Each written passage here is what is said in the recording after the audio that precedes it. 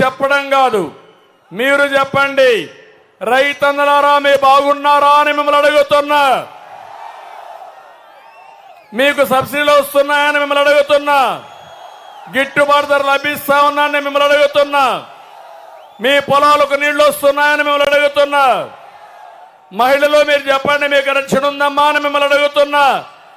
నిత్యావసర వస్తువులు అందుబాటులో ఉన్నాయా అని మిమ్మల్ని అడుగుతున్నా.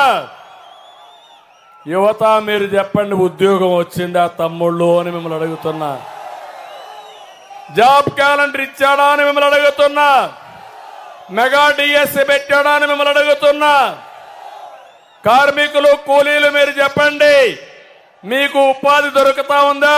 కడుపు నిండా తిండి తింటున్నారా అని మిమ్మల్ని అడుగుతున్నా. భవన నిర్మాణ కార్మికులు మీరు చెప్పండి, మీకు గుర్తుందా అని మిమ్మల్ని అడుగుతున్నా. పాపం ఉద్యోగస్తులు ఉన్నారు, అక్కడ కూడా పోలీసులు అందున్నారు. ఏమయ్యా మీకైనా నెలవారీగా జీతాలు వస్తున్నాయా అని మిమ్మల్ని అడుగుతున్నా. మొదటి తారీఖు జీతాలు వస్తున్నాయని మిమ్మల్ని అడుగుతున్నా.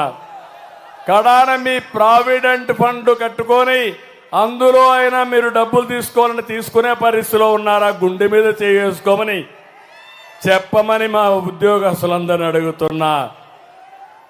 అవునా కాదా అని మిమ్మల్ని అడుగుతున్నా.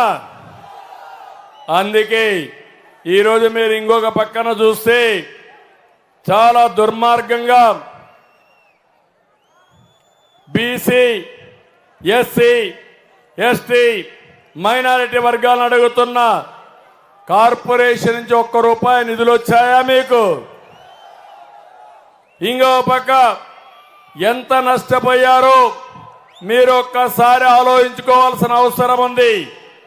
ఎంత ఆవేదన ఉందో ఈ రాష్ట్రంలో మీరు ఒకసారి ఆత్మ పరిశీలన చేసుకోవాల్సిన అవసరం